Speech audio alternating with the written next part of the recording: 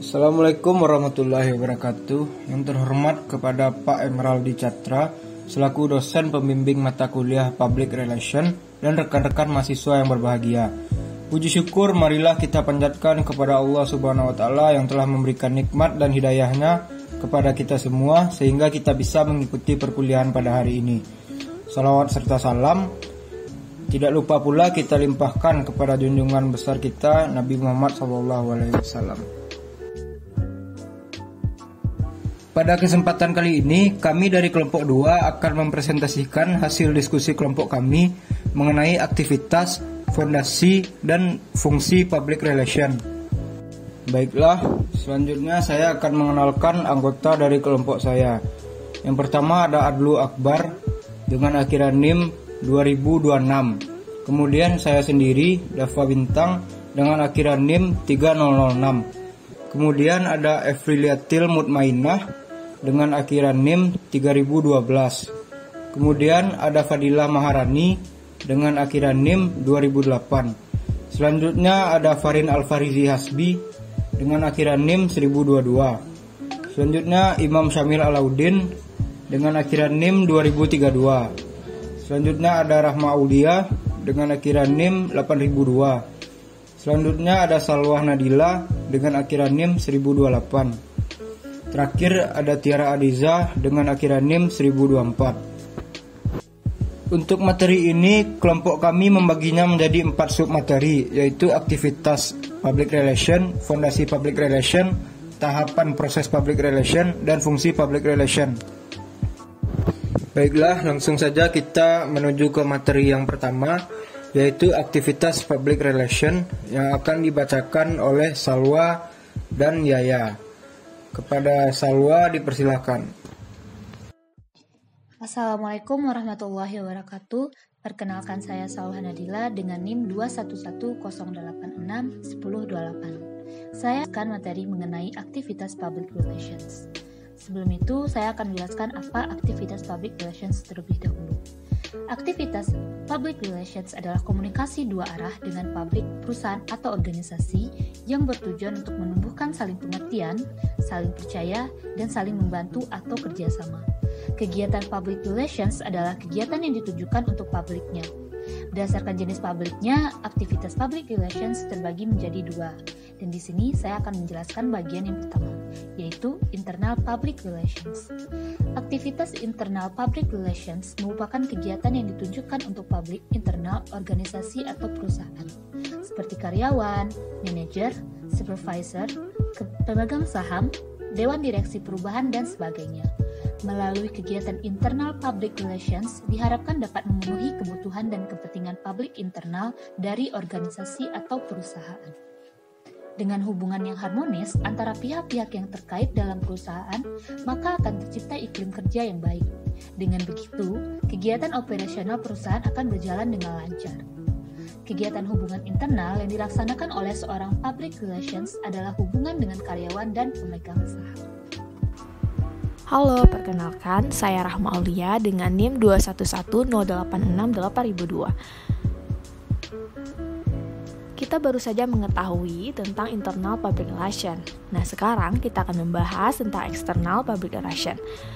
External public relation ini ditujukan untuk public eksternal organisasi atau perusahaan, yaitu keseluruhan elemen yang berada di luar perusahaan yang tidak berkaitan secara langsung dengan perusahaan, seperti masyarakat sekitar perusahaan, pers, pemerintah, konsumen, pesaing, dan lain sebagainya.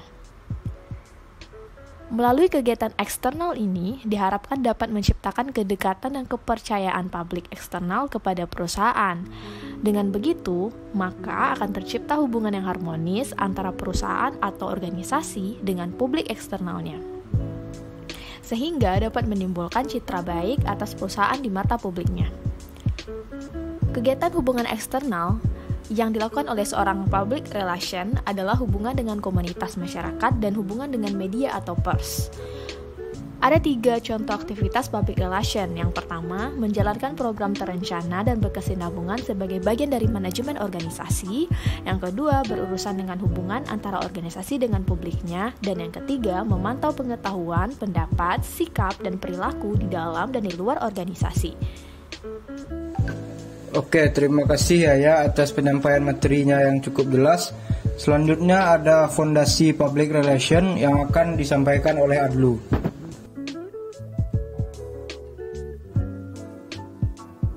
Terima kasih moderator atas kesempatannya.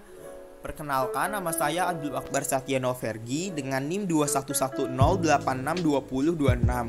Di sini saya akan menjelaskan tentang Fondasi Dasar Public Relation. Pada perusahaan di Indonesia, public relation seringkali terpakai hanya pada saat perusahaan mengalami krisis. Pada saat tenang, public relation hanya difungsikan sebagai pembuat clipping dokumen-dokumen perusahaan.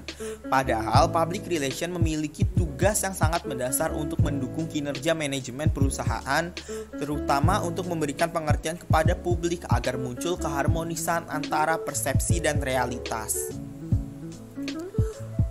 Saling pengertian yang baik antara publik dan perusahaan yang dibangun oleh public relation dapat menjadi fondasi utama pencitraan yang baik, terutama pada saat perusahaan mengalami krisis manajemen. Fondasi yang baik akan mengurangi prasangka masyarakat maupun konsumen. Kedekatan emosional antara masyarakat terhadap sebuah merek dapat membuat mereka menarik diri sejenak ketika merek yang bersangkutan mengalami krisis. Masyarakat tidak akan melakukan judgement, tapi terlebih dahulu melihat permasalahan secara proporsional dan memberikan opini yang lebih subjektif. Secara lebih sederhana bisa dikatakan saling pengertian yang dibangun oleh public relation dapat mengurangi pengaruh buruk yang ditimbulkan dari pemberitaan negatif secara signifikan. Fondasi tersebut akan semakin mudah dibangun jika yang meletakkan batu pertamanya adalah pimpinan tertinggi perusahaan. Keinginan paling awal untuk menciptakan harmonisasi harus datang dari CEO perusahaan. Keterlibatan pimpinan perusahaan sejak awal merupakan titik awal yang baik karena meletakkan kepercayaan tertinggi pada manajemen public relation. Dengan demikian, public relation akan memiliki kemampuan baik untuk mengakses informasi dengan baik maupun kewenangan yang tinggi untuk menyebarkan informasi tersebut kepada publik baik melalui media massa atau langsung kepada audiens. Sekian yang dapat saya jelaskan mengenai fondasi dasar dari PR. Kurang lebihnya mohon maaf. Assalamualaikum warahmatullahi wabarakatuh. Saya kembalikan ke moderator. Baiklah, terima kasih Adlu atas penyampaian materinya yang jelas. Selanjutnya ada tahap public relation yang akan disampaikan oleh Tiara dan Rani. Kepada Tiara dipersilahkan. Selanjutnya yaitu tahapan proses public relations. Saya Tiara Adiza dengan NIM 211086124 bersama rekan saya Fadila Maharani akan menjelaskan 4 tahap dalam proses public relations. Tahap yang pertama yaitu penelitian atau research. Pada tahap ini, praktisi PR melakukan analisa situasi dan pengumpulan fakta terkait opini, sikap, dan reaksi publik yang berkepentingan dengan perusahaan.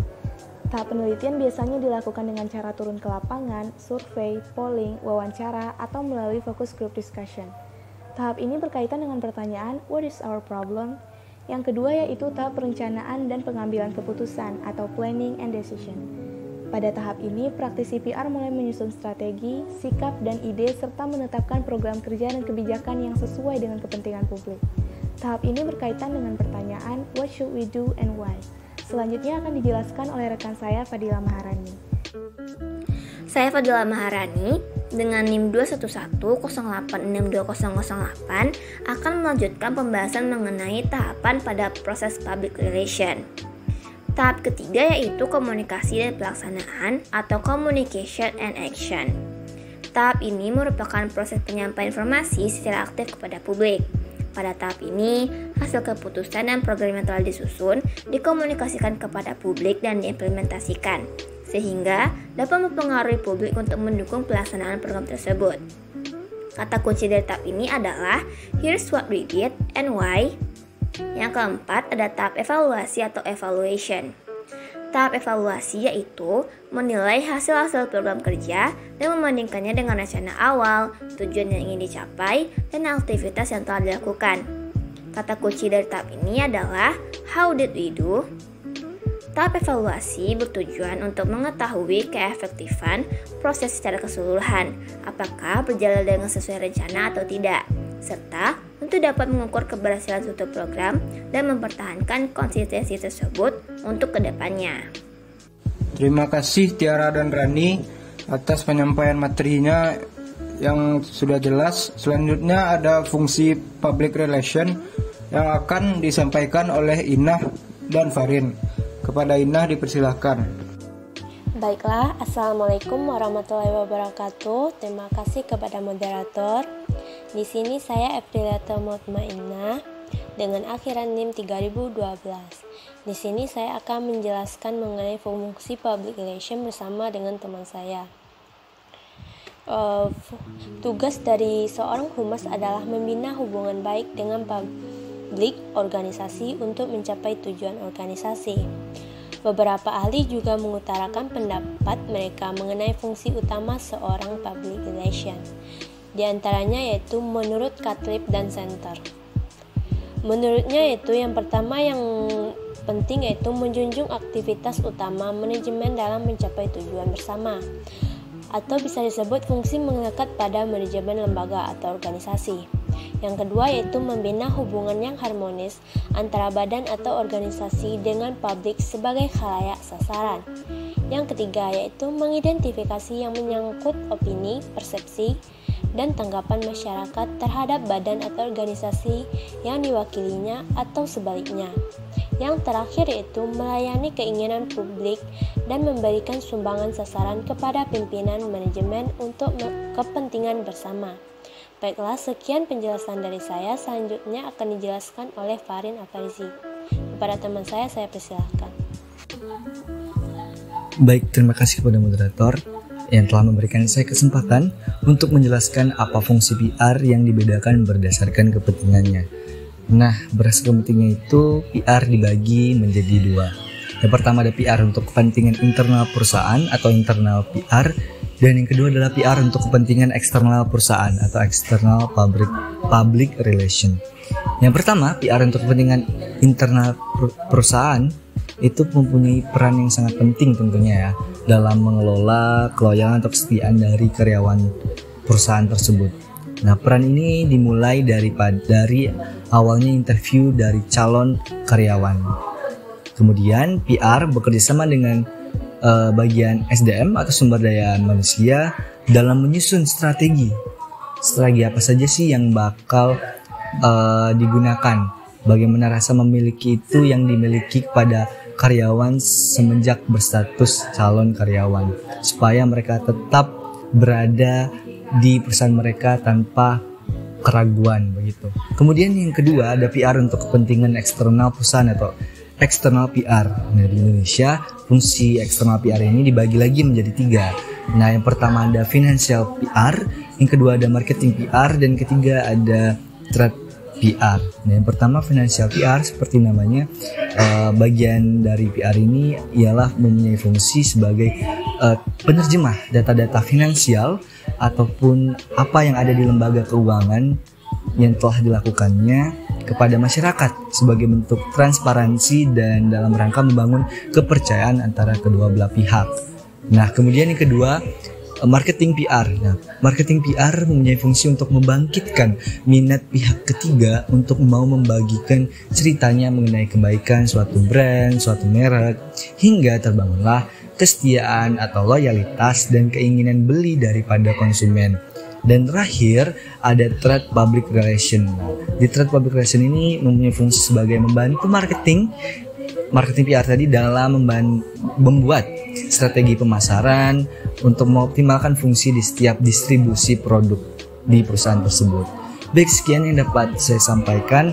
Saya kembalikan kepada moderator. Baiklah, terima kasih kepada Farin dan Inah atas penjelasannya.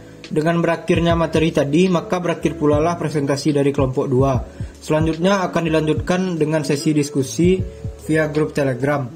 Bagi teman-teman yang ingin bertanya, kami tunggu keaktifannya di grup. Sekian presentasi dari kelompok kami. Lebih dan kurangnya mohon dimaafkan. Wabillahi taufiq wal hidayah. Assalamualaikum warahmatullahi wabarakatuh.